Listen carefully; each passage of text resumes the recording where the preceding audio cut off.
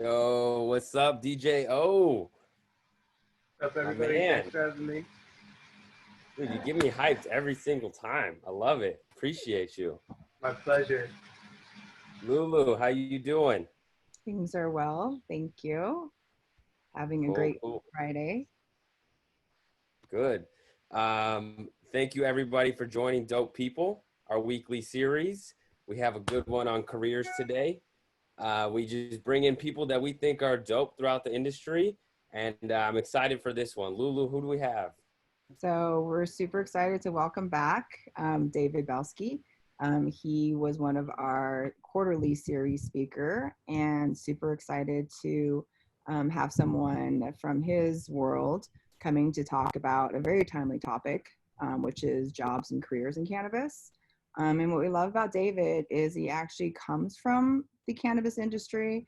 He is a 15-year veteran in the game of recruiting, but he entered the cannabis space, helped build companies and took his expertise from that world to actually create a company that's been ground truth in the industry.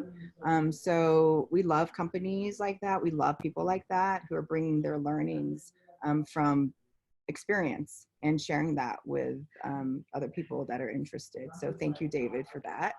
A couple things that we've been talking about, Jacoby, in the industry is that, cannabis has been now deemed an essential industry. And it seems like there's still hundreds of positions that are being listed. And it seems like it's a thriving industry where people can still have opportunity. What have you been seeing over in your area of the woods, both of you guys? Yeah, I mean it's crazy. The whole idea, I think it started as like a tweet or a meme or something, right? From illegal to essential. But like there's still so much opportunity despite everything that's going on in this world. I think it's super timely, and there's, it's the time for people to transition their careers. So I think it's perfect. Yeah. Well, first of all, great to be here. It's great to see you guys. And, I can't wait till New York City's rocking again. I think, yeah, I mean, the great thing about cannabis is in every state that it's either legal or medically legal, it's at least as good as it was before COVID, if not better, except for the exception of maybe Massachusetts and Nevada that shut down a lot of their adult use. But in all the other states, I mean, you saw an acceleration just in terms of demand, mostly during this time. So it's probably why you still see those job postings for cannabis that you're talking about. So. Yeah, and David, I just have to comment on his shirt. So vibrant, with the back wall with like flooded with products. Yeah. I'm digging want me to explain all this? So, yeah. so first off, this is a shout out to Madden Joseph Belsky, who's a 2-year-old son of mine, because he pointed to the shirt this morning and I wore it in his honor. But this is in the office here. This is a product wall. It started off like we were going to put some, brands in there that were clients of ours. And then it just kind of, got its own, mind. We have, great sort of indoor flower.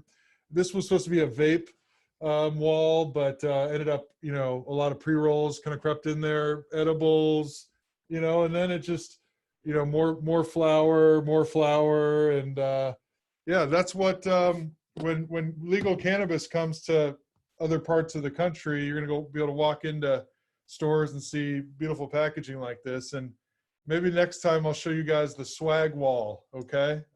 Because obviously this industry likes swag too. Are those all of the people that you work with, David? We've worked with a lot of them, but no, it's ones we've worked with and brands that members of the FlowerHire team are fond of, right? They make the wall too. I love that shelfie. So like, I think I'd love to get a shot of that. So I'd love to, I know you prepped a lot of information, of really valuable information for our attendees who are interested in a career in cannabis or transitioning into cannabis. So I'd love to turn it over to you right now and have you drop your knowledge. Well, great. I prepared something. Let me share my screen real quick here. Great. Okay. Here we go. Oh, I'm going to get to the right tab here. Okay. So basically, I think, wrong, present. That's the one. Okay. So, I think that you're right. I mean, cannabis, is obviously been part of, making people feel better in a less harmful way, medicine for folks for a variety of things, and just, a lot of just social injustices over the course of time. But now more than ever, cannabis is part of a broader conversation about jobs and job growth, right? So, I just want to share a little bit about FlowerHire first. Our mission, this is something that we try to live internally, and also make sure that when we're bringing people into this industry, that are looking to work here within cannabis, that they really embody the values of the industry. And we try to be very thoughtful in this idea of building a conscious cannabis community. And how we do that is, one hire at a time, because, we are recruiters and we recruit, people. And community is such an important part of this plant, in terms of how it breaks down barriers and gets people to be able to relate. Number one. Number two, it's not a plant that's, white, black, brown, female. Well, it's female, but it's something that everybody can take part in. And so I think it's important that the people that work in this industry really look at it like it shouldn't be like anything else. It's special, and it needs to be the best that it can be, to sort of lift humanity. So this is our mission. And here's just some examples of some of the clients we've had the chance to work with, and a lot of the clients here represent, some top kind of companies in their, respective part of the industry. And the cannabis industry, first of all, we're saying it's an industry of industries, right? There's a lot of different parts to it, but DNA Genetics, one of the top genetics providers, Kiva, which is one of the, if not the top edibles company in the country, and obviously one of the top distributors in California. Eaze, which accounts for something like 10 to 15% of the legal California market. #1 platform. Pop and Barkley, #1 topical. Ascend Wellness, probably the most disruptive MSO out there, that has operations in 5 states. Glasshouse Group, that has 550,000 square foot of greenhouse canopy in California. I think the top greenhouse producer. And so, we've been fortunate enough to be able to work with some companies that are really defining the industry, and making sure that they're, getting the right people, right? So I think that when it comes to jobs in cannabis and what's actually available, is any job is available. Like the FlowerHire niche is we call it roles of strategic value, which ranges from, your executive to your management to like your senior salaried professional, like a grow manager, a store manager, an accountant, something like that. But what you'll see is that, across the board, I mean, this industry is now has companies that have departments that are similar in terms of what those departments do that other industries have. And so, we've placed such a variety of types of people, from an employment standpoint into this industry. And obviously, from executives and marketers. And marketing is really frustrating in this industry, because you can't like digitally hack things. It's all about events and education and experiential. Obviously, this industry needs sort of frontline people in sales. When I first started doing this, 2017, the first areas of demand that I really saw were really like kind of like finance and accounting, which is not necessarily surprising, because this industry was raising capital really for the first time and was paying taxes, and those are hard jobs to fill, because it tends to be a risk-adverse demographic, right? But manufacturing, this is everything from like processing and extraction and chemistry and cultivation to like food manufacturing and like quality and compliance. Those are and then obviously various types of engineering. There's tons of ancillary software companies. There's most of these companies have like seed to sales systems and compliance systems that all need to like talk to each other, right?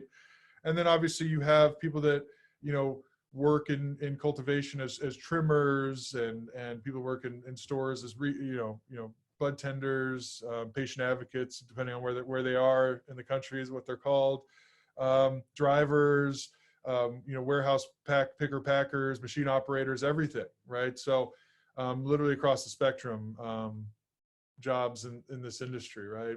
So I think it's worth saying, if we're talking about like what has COVID done for cannabis, and specifically jobs in cannabis. I mean, you got to talk about that illegal to essential.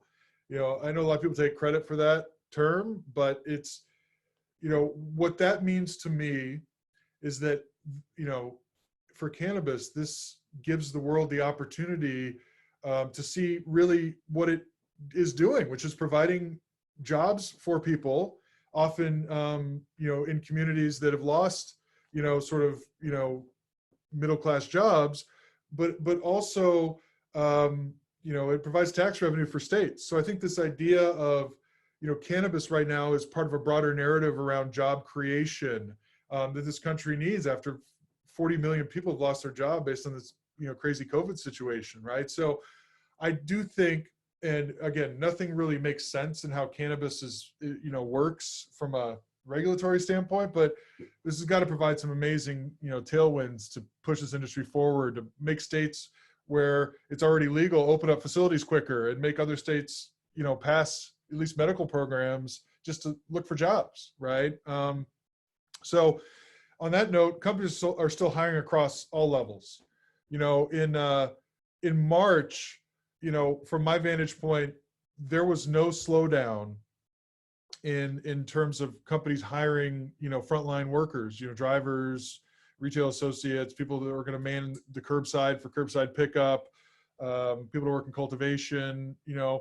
Companies were still hiring across all levels in March, even despite like the world really falling apart in a lot of ways. And because those plants need to be taken care of, they don't sleep, and obviously people were still buying cannabis, and because it was essential. So in April, we really started seeing companies kind of go back to the same idea of where they were at the beginning of the year in terms of who they were going to be hiring for like management leadership roles. And about 30 days ago, we started being really as busy as we were as a business, supporting companies trying to grow in this industry as we were before COVID, right? So I think that unlike job seekers and things like that, yes, more people are looking at cannabis from other industries. Absolutely. As somebody who sees people applying to jobs online, I mean, a lot of, really talented people and really hardworking and passionate folks from other industries are unfortunately out of work, and they're looking at cannabis. And what's interesting is, like, 3 years ago, I would have told you even in California, there's a huge stigma still working in cannabis. That's not the case anymore. Even on some of these emerging markets, in the Rust Belt, that are newer, people are excited about working in cannabis. The stigma seems to have really gone away quickly over the last 3 years about working in the industry, and because of that, more people are looking at it, right? So obviously, is cannabis the job right for you? Yes, we all know that cannabis is probably right for you, but working in cannabis may not be, even if you love the plant, right? And the reason why I say that is because the industry is fucking crazy. Like, it is hard. It's a nights and weekends business. It doesn't stop. You get curveballs left and right where companies have to change their strategy overnight that they've put their heart and soul into, just based on, the market condition changing so quickly. And it's all in an environment where it's all cash, you don't have banking support. It's crazy, right? So people know themselves better than, anyone, if working in a stressful environment is worth it, even if you are passionate about the plant, right? And I think it's just worth putting that out there. Now, I've not placed a single person in cannabis who wasn't working in cannabis before that got a raise. That is 400 placements over 3 years. That is a true statement. No one who is their first cannabis job got a raise, right? So, I usually, when you're switching jobs, you're looking to make more money. It's not the reality in this one, right? It's not that, oh, I'm going to go work there and get rich. No, maybe over the next 10 to 20 years, as all of us together build a powerful industry, we can lift each other up, right? But it's not, you're not going to make more money. And benefits are, the good thing is most companies in the industry now offer some form of healthcare, which really 2 years ago wasn't the case. But 401ks, no, some companies offer life insurance, things like that. PTO, no. Well, yes, you'll have some PTO, but not, generous. So you got to be prepared for that. Like the idea of, and you got to be looking at really getting your foot in the door. Society has trained us as human beings to look at career in a very linear way. I'm a, employee. Now I'm a supervisor. Now I'm a manager, and I have to move forward. My boss either has to leave or for me to get that job. So maybe I leave and go find my director job, right? That's not cannabis. It's about getting your foot in the door, right? It's about actually, finding a place in this industry you can apply your skill set or learn a new skill set. That's one of the reasons why a lot of people that might look fantastic on paper that have been very successful in their careers are not, don't do well in this industry, right? They think that they're entitled to something, and you have to drop the ego, because learning how to operate, especially in the picks and shovels part of the cannabis industry, is really fucking tough, right? So it's got to be a long game, and obviously for some people financially, it's just impossible to make that decision or kind of start over in a lot of ways, right? But the reality is, I think this industry will normalize in terms of pay and benefits over the next 5 years, but it's just not there yet, right? So it's all about getting your foot in the door to gain industry experience. And I think ultimately, work-life balance, is top of mind for millennials like myself and all the people that come behind us, the post-millennial apocalypse that's upon us. But, it's not a work-life balance industry, Now, it's definitely an industry where people love what they do and align with it culturally, but it's not a work-life balance industry. If you're a supervisor or manager, it's really a 24-hour-a-day job, honestly, because things always happen, and it's not relaxing working in the cannabis industry, which is really tough to say out loud, but it's true. Culture-wise, though, culture in this industry for the right people is second to none.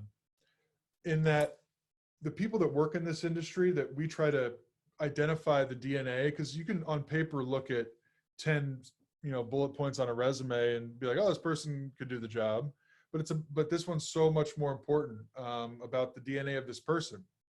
First and foremost, do they believe in the plant? It doesn't have to be, they're a user recreationally. They believe in it as medicine. They believe on the right side of history, because organizations in this industry are mission driven, right? So even if you're a CFO or a bud tender, right, it's about, making the world a better place and doing something you're passionate about, right? And ultimately that ability, that resilience, that, constantly being able to adapt and pivot, I think is incredibly, important. And for, I think this is for the right people that are now in this industry. It's what they're good at and how they make money and what they believe makes the world a better place is cannabis, right? And that's what you find in this. It's not just about being on the frontiers of capitalism at all. You have to really believe in what you're doing, because this is hard. You're building companies, you're building an industry where it's still federally illegal. And there's still 250,000 people working in this industry right now across the country. So just generic tips, not generic, the first one's generic, normal ways for getting a job. Yeah, cannabis companies post jobs. Indeed, you can set up Indeed alerts for anything with a keyword cannabis in the job in your area, just to know what companies are out there, right? So that does work for this industry, for sure, right? So look and look for them, because they are out there, believe it or not, even on a place like Indeed. And obviously, if you're applying to a job and you're sending a resume, I think it's very few people have a cannabis resume. Some people do, but I think it's important to like make your resume, seem a little bit more like the job than you normally would, and try to figure that out and connect it. But I think the kind of the pro tips on that are follow up. Don't just send your resume to a black hole. Like, look for whatever you can about that company, who works there on LinkedIn, if they are people, and try to connect with them directly. Follow them on social media, DM them. I've talked to more than a handful of people that have gotten a job in this industry by DMing a brand on social media constantly until someone fucking responds to them. So that does work. And, I think license tracking, that one of the challenging things about cannabis, from just the nature of it, is it's really hard to figure out like who the companies actually are that own facilities. And they might have a brand out there, but they're called like something crazy like LBT management, and no one would even know what that is. So most websites actually have, most states actually have websites where all licensed cannabis operations are registered, and there's at least an email address and a contact number, right, of those folks, right? Sorry to put people on blast out there, but California has 3 of them, right? California has one for cultivation, one for manufacturing and processing, and one for everything else in cannabis, right? So you can find the companies that win licenses, but realize just because they have a license doesn't mean it's operational, doesn't mean it's built, doesn't mean it's constructed. But there's things you can do in your state to see who these folks are and track them. Because even if they get a license, they may not actually be operational for 2 years. So it's a long game in terms of being able to find jobs with them often, right? And then interviewing, when you have the chance to interview, it's great to love the plant. And obviously I love the plant, and most people that work in this industry really love the plant. But that's not the first thing you say when you talk to somebody, is how much you love the products, right? You could definitely say that, but don't leave with that, man. Start with, how, you understand what this industry takes, and it's hard work, but why you're passionate about it, and really focus on educating yourself on the plant to be able to show that you are knowledgeable in it. It's not about what products you like. It's about what are these different molecules and what do they do, and a little bit bigger than just sativa versus indica, right? You educate yourself on the plant, and you'll be able to be ready more for those conversations. That's what people that are interviewing candidates for any level in this industry are looking for. People that actually have done their homework on cannabis, the industry, and cannabis, the plant, and aren't just leading with how much they like using the products, right? Even though that's important. So those are my pro tips. Thank you for listening to that. If you want to get in touch with me, David at FlowerHire.com. That's me directly. Happy to talk about the industry, talk about how you might get a job, what type of roles might be in it to match your career background, anytime. So I'm going to stop sharing. Boom. Awesome. Thank you, David. I appreciate that. We will absolutely, of course, share all your information in our follow-up email. But the people here just got the exclusive email. They got the direct line. We got the direct line. That's straight to me. Okay. Yeah, thanks for sharing, man. I mean, you touched on a lot that I think is extremely interesting right now. And I remember that when we first talked to you maybe 2 years ago, I'm not quite sure, but you guys were just kind of like leaving California, right? You're just starting to like branch out as a company. And I think I saw a number now that you actually place more people outside of California than in. First, is that a true fact? That is a true fact. Right? Okay, cool. Yes. And what do you see changing, right? Because it's obviously way more than California now. Like, where are you? What's changing in that ecosystem? It's a great question. I think there's been just states that have been emerging, that as much as every state is different, and you talk to somebody in Massachusetts, they don't really care that you're from California. In fact, they probably hate you for it. But if you talk about how you've seen companies have to solve problems and find a strategy for solving those problems, and you see what type of talent has been able to come into the industry to solve those problems, that message will resonate with operators, and lessons learned in California can apply. So, I just think you've seen states like Michigan, Illinois, Massachusetts actually getting some traction, and ultimately on the medical side too, Oklahoma, Pennsylvania. There's just, California will always be the top market forever in the U.S. But but there's so many other places in this country that are finally giving access to people across the spectrum for the first time. And, we've been able to hire a few folks that work at FlowerHire that are based on the East Coast, which is really important to be present in the different markets that we serve. But, I just looked at, who needs our help the most. And, California still needs a ton of help, but the help's needed elsewhere too.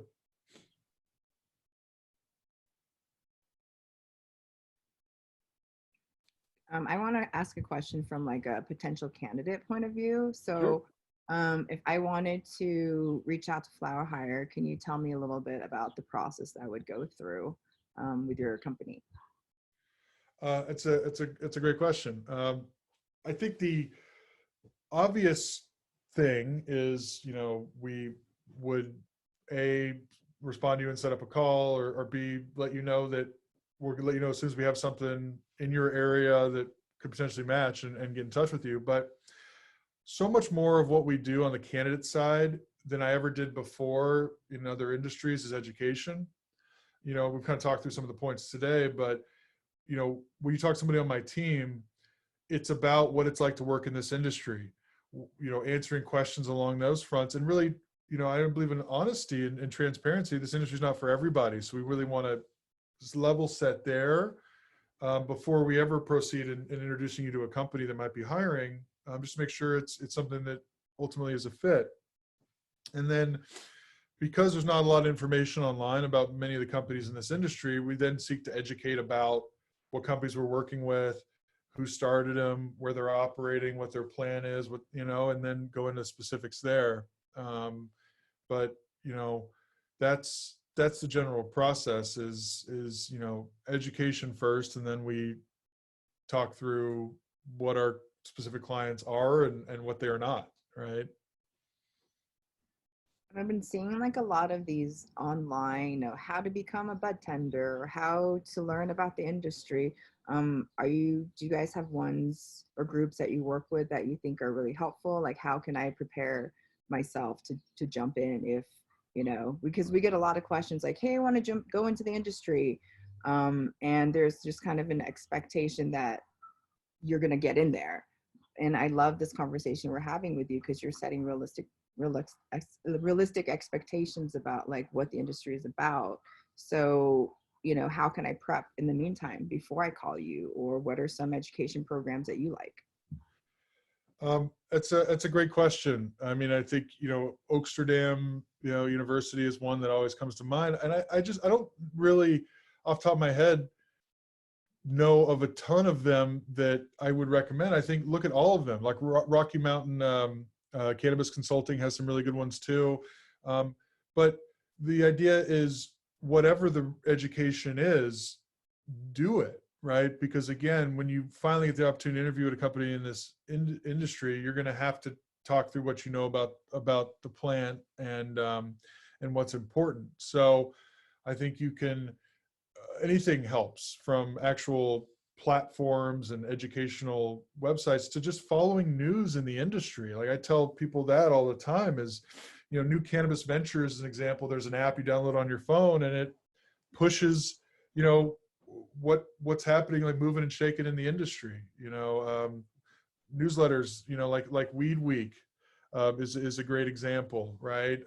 That, and LeafWire, LeafWire is a great place to go because they have a 40,000 person kind of LinkedIn for cannabis ecosystem, where it's a constant stream of content about cannabis specifically, right? So, I think that's my advice. David, I'm gonna ask a question from our audience here. What is what are the biggest challenges for you as a cannabis recruiter in the wake of COVID? I think that early it was like, how the fuck are we going to onboard these people if we're doing all this stuff virtually and over the phone, right? Which is fairly obvious. I think it's we're at a point now where, since cannabis is essential, these operations are open anyway.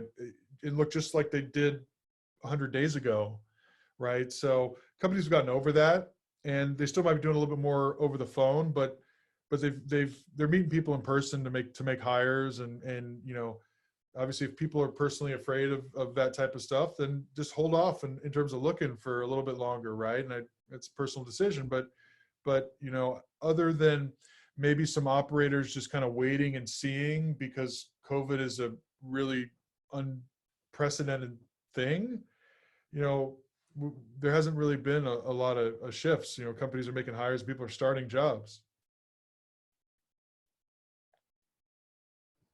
Cool, man. I got another one for you.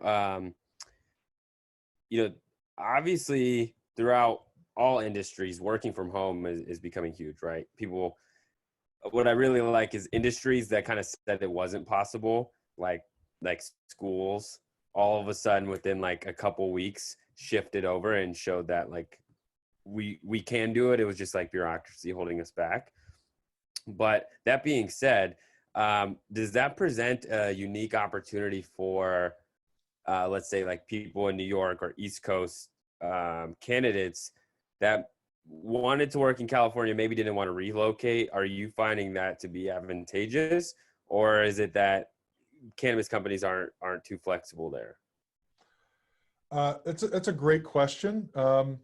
I do think, especially for like, executive teams and like corporate offices, if there were those in cannabis, those are all virtual right now. And I actually think that the folks that were in those roles really enjoy the virtual setting because they're not driving or flying all over the place all the time as much, and they're being very productive that way. So those are probably going to be virtual, for most companies in that for a long time. However, the roles that require you to be in a facility because there's plants growing or patients come into, shops, those are still really tough to do virtually. Obviously, I think that on the patients coming to shops, there's some people doing like scheduled pickups and things like that, where you're now talking to people on the phone, and technically those could be outsourced. One of the challenges of being a more like, salaried hire or executive hire in terms of being virtual is, as much as you would think that opens a door, there's still a lot of state pride in this industry, and rightfully so. So people still like to hire folks that understand the culture of their state, and add those people to the team, and you want these homegrown kind of teams often, so it's maybe over the course of time that changes, but I still think most companies, even for roles that can be done virtually, want people that understand the markets that they're operating in pretty well.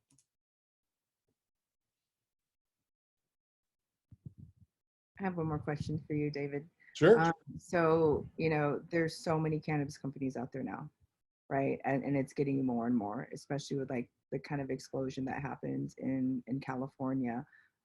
One of the things that we loved about you when we first started talking is that we share the same ethos, meaning that, even though there's a lot of talk of cannabis being very like white, you very much spoke to us about diversity and inclusion.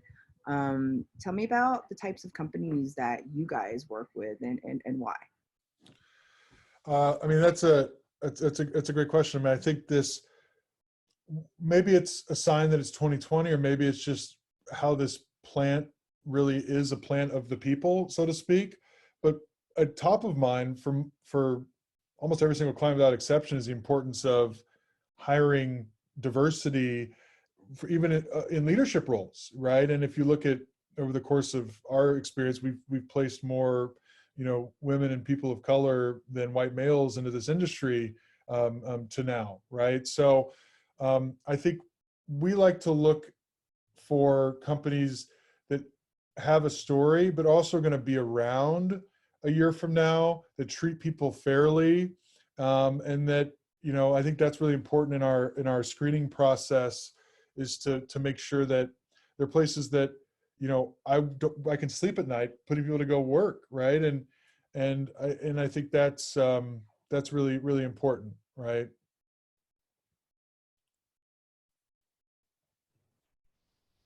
Cool, man. Yeah, I love it.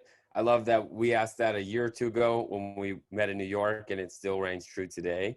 And I think that says a lot about you guys as a company and you in your personal character. So I appreciate that as a group that feels strongly that we should make this industry as diverse as possible. It's also important, I think, to realize that, like, you know, we have allies, right? There's a lot of, you know, white males that actually really do give a shit, and sometimes that gets overlooked in the conversation. So I just want to thank you. I really appreciate that.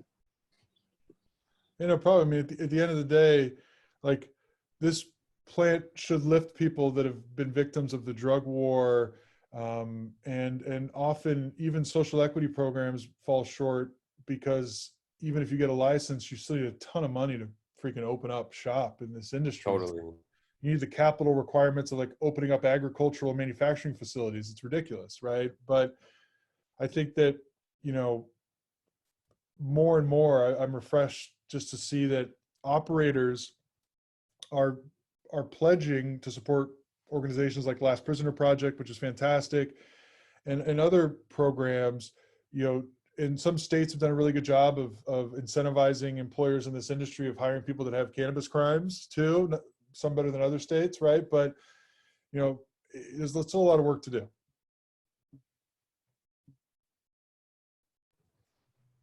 Yeah, absolutely. Tons of work to do. I just also Dude, wanted to get your opinion about. Go for it, Lulu. I think I'm delayed. Yeah. Oh, I wanted to get your opinion, David. Like, how do you think all of this COVID and, like, the economies having issues with legalization from other states? Because Jacoby's from Colorado. I came up from Washington, and I think, you know, all of the legalization that happens around the economic crisis in 2008. Do you think COVID and all of this crazy stuff is going to help propel or slow things down? I think it's gonna propel. I think it's gonna speed it up. I think there was already momentum before this, that, you know, when we're talking about the tri-state area, you know, the governor's meeting to figure out how they would do legal cannabis, so people didn't just go across the border in another state, right? All acknowledging they kind of needed to attack this problem holistically.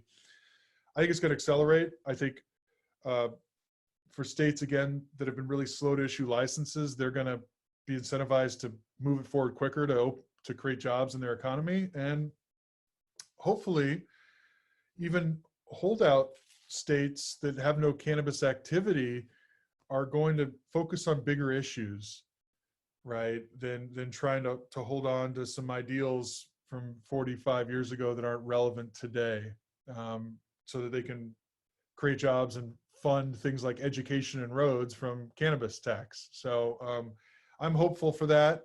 You know, nothing in this industry happens like it should happen, but I'm optimistic that it'll be much better off, and hopefully accelerated, based on this unfortunate pandemic we've all had to live through. All right, dude. We're almost at time. We got DJO setting up. I will say, anybody else or anybody that's in the audience, we'll share the deck from David in our LinkedIn group. We just launched our LinkedIn group a couple weeks ago, where you can communicate with other people in our network. So be sure to join that. But before we close, nothing to do with careers here. I want to know, what are the products that have gotten you through this COVID time? What are your go-tos? I'm a flower man. So, you know, Jungle Boys, Autumn Brands pre-rolls, some field sauce pens, you know, those have been my staples here recently. Cool, man.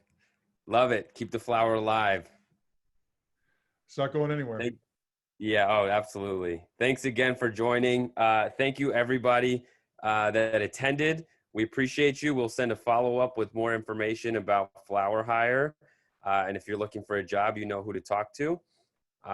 So once again, man, thanks for joining us. And thanks, Lulu. Thanks, Jacoby. And I want to say happy Memorial Day coming up on Monday. Try to act like it's normal out there and enjoy yourselves, please. Yeah, take a day off, enjoy. And we're really excited for next week's episode with Mary Pryor from Canaclusive and Tonic CBD. She's been doing a lot of work in digital strategies and adapting to this kind of potentially brave new world. So we look forward to seeing you guys next week. And David, again, thank you so much. And we'll be smoking some flower in your honor for this Memorial Day weekend. All right, DJO, it's all you, man. Hoje eu quero você, vem me satisfazer.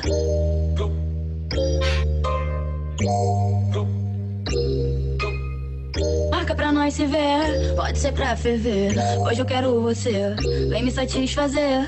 No teu jeito que eu me amarro, de 4 eu jogo rabo. Sequência de toma, toma, sequência de vapo, vapo. De 4 eu jogo rabo, de 4 eu jogo rabo. Sequência de toma, toma, sequência de vapo, vapo. De 4 eu jogo rabo, de 4 eu jogo rabo. Sequência de toma, toma, sequência de vapo, vapo. De 4 eu jogo rabo, de 4 eu jogo rabo. Sequência de toma, toma, sequência de vapo, vapo. De 4 eu jogo rabo, de 4 eu jogo rabo, sequência, sequência.